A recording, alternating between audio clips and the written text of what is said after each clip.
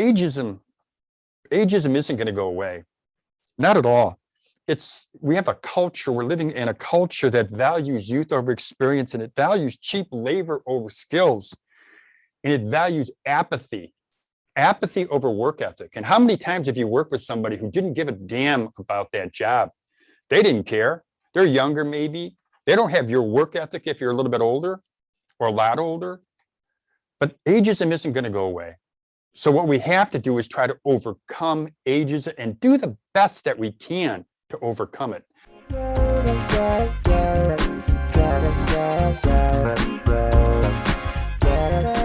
What I would like to do is share with you some things that I found, actually 7 steps that I found that you can take to beat ageism in the workplace. Now, these are steps that I have found that can work. Now, they're not going to work for everyone, not all 7, but I believe most of them can work for you if you are somebody who is thinking that I'm going to be canned or lost or fired or kicked out or booted away, thrown away from my job. If you're somebody who's worried about that, I would just ask you to look at what we have here. And if there's any questions that you have, we'll try to answer them in the question and answer. And of course, I'm always available via email if somebody has any question. But let me talk a little bit about things that I found that are important. And I'm going to look at some of my notes here as I'm talking, because I think this is going to help me. I don't want to miss anything. I don't want to forget anything, because I think all these points are important. But what I want to say is this, and I think this is really important. Ageism isn't going to go away. Not at all. We have a culture, we're living in a culture that values youth over experience, and it values cheap labor over skills, and it values apathy over work ethic. And how many times have you worked with somebody who didn't give a damn about that job? They didn't care. They're younger, maybe. They don't have your work ethic if you're a little bit older or a lot older. But ageism isn't going to go away. So what we have to do is try to overcome ageism and do the best that we can to overcome it. So again, I'm going to get back to the 7 steps. And what I've done is I've done a brief outline. If you have questions after this 20-minute segment here, I'm happy to answer your questions. But the first step that I believe is very, very important is to understand that you need to invest in yourself. And unfortunately, there are lots of people who don't understand that, or who don't want to make the effort to do that. And I've had people comment to me whenever I said invest in yourself, and they've said, well, I don't have the time to do that, or I don't have the money to do that, or I don't want to do that. Well, you know what? Do you want to work in a job that you're not happy? Do you want to work at a job that maybe, just maybe, you're going to be pushed out? To me, learning a new skill increases your marketability. It gives you motivation. It can further your career without a question. It also is a gateway, or it could be a gateway to a new career. It also gives you confidence. And that's something that I've seen when you're learning and you're spending time trying to learn. And you're going into school every day, and then you get home and you're just happy. And then when you get that certificate at the end of that session, or maybe you get your degree, a new degree, or whatever it is, you're going to feel successful. You're going to feel confident in what you're doing. But I think it also looks good on your resume. So to me, the first step is to understand that you need and you should invest in yourself. Well, I'm going to talk about the second step. In this, I'm going to show you a panel up here in a second here.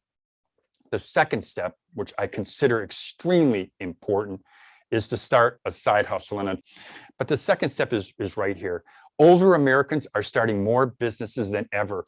Now, this is an older Americans that are starting full-time businesses. I'm talking about a side hustle, but I think the stat is extremely important.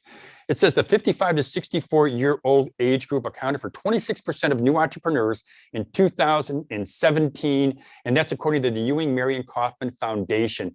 It's a significant increase over the 15% figure from 1996. So look at that, please. So in a short amount of time, relatively short amount of time, you may look at it and say, well, that's really a long time, Lou. But in a relatively short amount of time, the number of older Americans starting businesses has jumped up.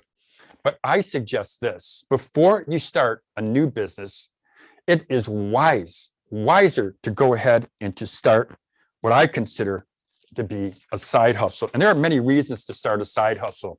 Number one, it's less stressful. Number two, there's less investment that's required.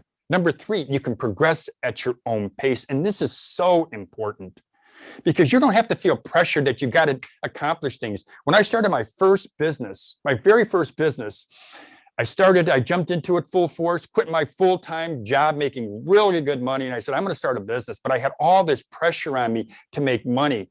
And you know what? When you're not making money, you're making bad decisions. And you're making bad decisions, eventually your business is going to go under and you're going to close that business and you're going to regret it. And you're going to maybe possibly have debt. You don't need that. You don't want that.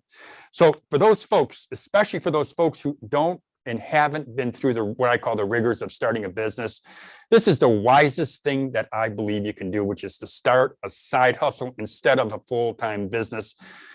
It will also, if anything, when you got a side hustle and you know you're making some money on the side, what's great about that is that you know that you have something to fall back on. You know that you're tied to that job, you're not beholden to that job, and that you can, if you build that side hustle up and you really work at it, you know you can be successful. You know you have something that will give you money and possibly give you a great future. So now let's look at step number 3. And we're going to run a little video here for you.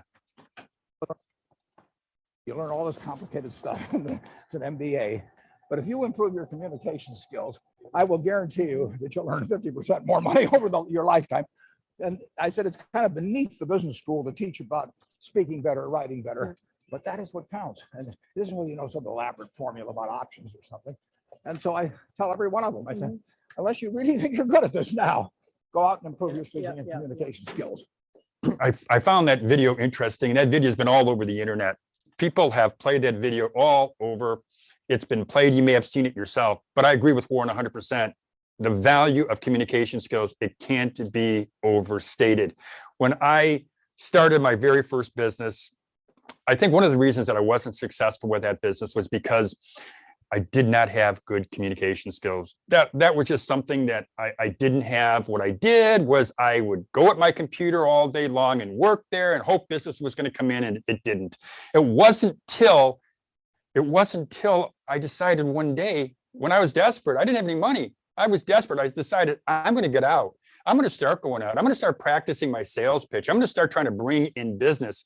And when I developed my what I would say my sales/communication skills, my business changed, my life changed.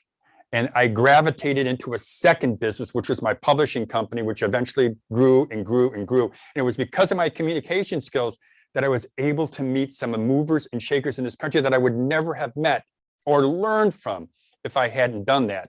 And these are people that maybe you haven't heard of, but Janet Reno was the Attorney General of the United States.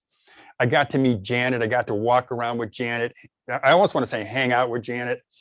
And it was a great thing to be able to do, to meet someone like that. Stanley Galt used to run Goodyear. Poor guy passed away. I say poor guy only because I just admired him so much. Henry Aaron. I was at a loge with Henry Aaron. I would never have had those opportunities if I wasn't for being able to meet him, because I had communication skills and I was able to build a business.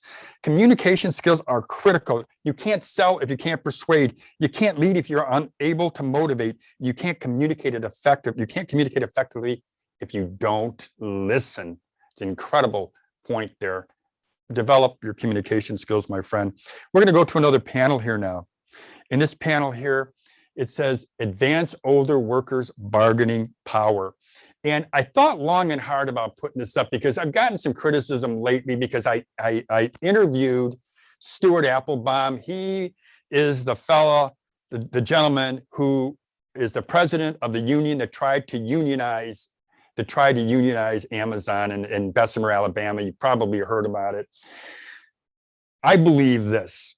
Older workers need bargaining power. Now, it can be maybe a union. It could be.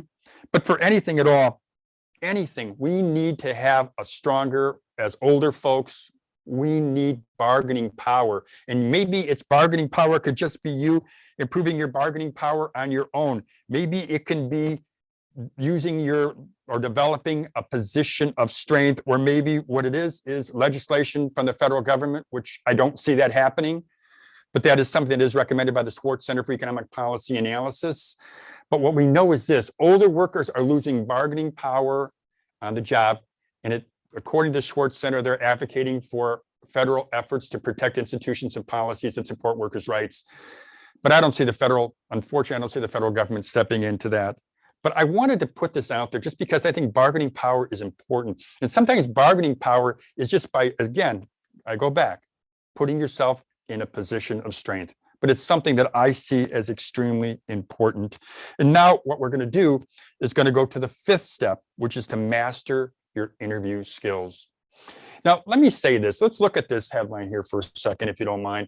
It says Americans over 40 are half as likely to get hired, and it's worse for workers over 50.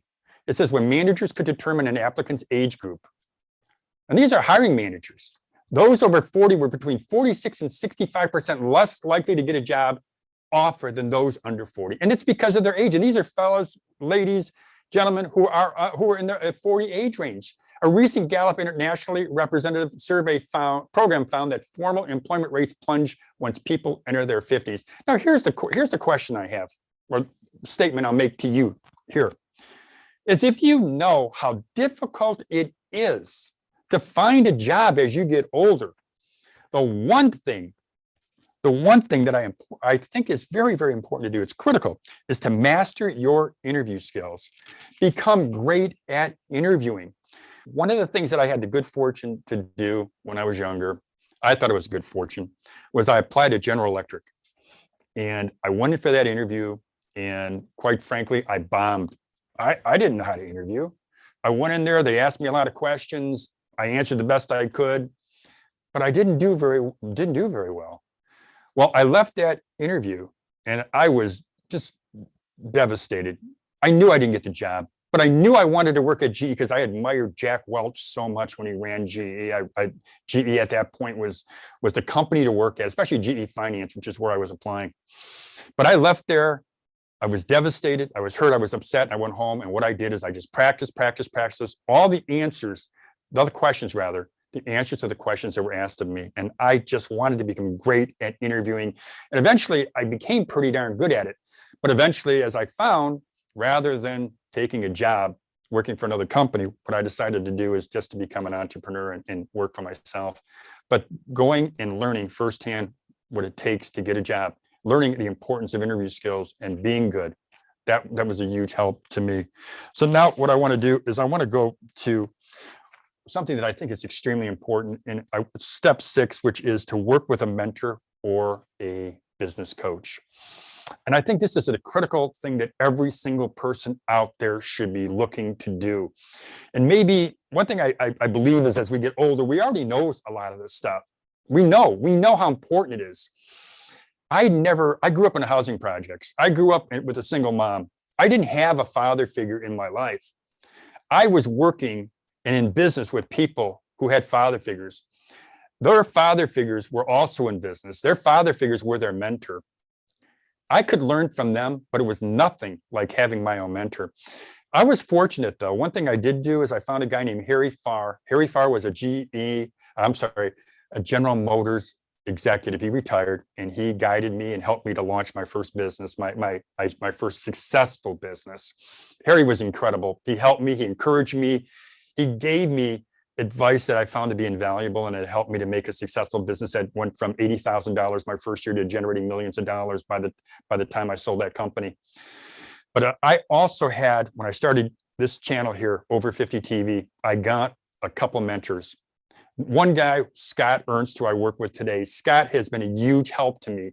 Scott has given me knowledge I never would have gotten, and he doesn't charge for it. He is the most generous person I've known. But I also did this, and this is something that I recommend. I knew I was getting into a young people's business, social media. So what did I do? I sought out young people who knew social media. Eventually, I met a few guys and a few women. And what we did is we got together on a weekly basis, and I would pick their brain. I learned about Twitter. I learned about YouTube. I learned about Instagram. And I really wanted to learn as much as I can because I knew the more I knew, the better I would do and the more successful I would be. And one funny story is one day when I was at one of these meetings, I was asking a lot of questions and they were like I was rattling off question after question, and they were looking at me and they're like, wow, this is Lou, he's kind of crazy. But you know what happened at the end of that meeting? One of the guys said, hey, can I see you? He's like 20-year-old guy, and he comes up to me and he goes, I just want to say something to you, Lou. He goes, when I first met you and I looked at you, I never thought a guy, a man that looked like you, I guess meaning I'm an old guy, right? I never thought that an old guy that looked like you would want to be part of social media. He said, I just wanted to tell you that. But you know what? They were my mentors. Those people that sat around that table with me every single week, those 4 or 5 people were my mentors. And I found that invaluable. And I recommend having a mentor. If you do anything in your life, find a mentor or a life coach of some kind. Now, my last step number 7, and we're almost done here, and I'm probably over my time limit. I've got a feeling, and I'll try to make this quick. But the last step is this, and this is so important, is become an expert. Become an expert in whatever you do. Learn every single thing about it. Everything. Be an expert, because when you become an expert, you're sought out. When you become an expert, you get respect. When you become an expert, people will want to talk to you. What's going to happen then is you're going to be able to charge more. You charge a higher fee, but it's important. And I don't care whatever you're doing, become a mentor. Become an expert. Let me give you some examples. I know 3 people. One guy is an expert. I should say father and son. They're experts. They have a business that's called Ohio Fish Rental. I'm in Cleveland, Ohio. I know you're in Chicago there. But what they did is they have Ohio Fish Rental, and what they do is they go rescue fish out of fish tanks and they bring them home. And then what they do is either resell the fish or they donate them. Well, these people at Ohio Fish Rescue are making well over 5 figures of revenue just on YouTube. And YouTube is always only a small percentage of the overall revenue you're making. Ohio Fish Rescue, check them out on YouTube. Important. Another guy, what he does is he's got videos just on cutting wood with power tools. And his channel is super successful. He's monetized. He told me this. He said, Lou, the best decision I ever made as a guy who's near retirement was to start this YouTube channel, monetize it. It's a niche or a niche. And that niche is making him lots of money. And who would have thought that Ohio Fish Rescue, rescuing fish from a fish tank or cutting wood would be good? I recently interviewed, and this is my last example, then we're going to close. I recently interviewed a gentleman who is an expert at franchising. FranchiseCity.com, Franchise City on YouTube, check it out. But I interviewed him. I found him fascinating. But what he does is he just started out in franchising. He learned how to franchise. And he built this business that's got brokers that are working for him. And he's successful and he's making money on his channel. He became an expert. Becoming an expert is critical in anything that you're going to do. I can say this to you. I try to become an expert at what I'm doing. And I know Sandy, when she introduced me in this, she said I was an expert at ageism, expert in this field. I'm doing my best to become an expert, but it's an ongoing process. You're never going to be an expert at anything unless you totally believe in what you're doing, unless you want to help somebody. If you want to help them solve a problem, but you won't be an expert unless you continually strive to improve what you're doing and learning about your niche or your discipline. Well, those are my 7 steps that I think could help you if you want to overcome ageism. And I think these are steps that could help just about anybody. And there's some other ones there. One last one I will say is don't ever be a wallflower, because if you're a wallflower, you can sit on the wall and you can watch everybody else pass you by. That's always something that I've learned. So maybe that's number 8, right? So I want to conclude this by saying none of us can overcome ageism on our own. None of us could go through life like I did at one point in my life. Go through your life and you think, I'm just going to do this on my own, or I'm just going to go home and sit, and I'm going to sit at that table and I'm going to have a bottle of beer and I'm just going to drink it away and not worry about what's going on around me. We all need help. We all need people around us who care about us, who want to help us. And one thing I want to say is this, and I'm going to say my last sentence, is we all need a village, Chicago.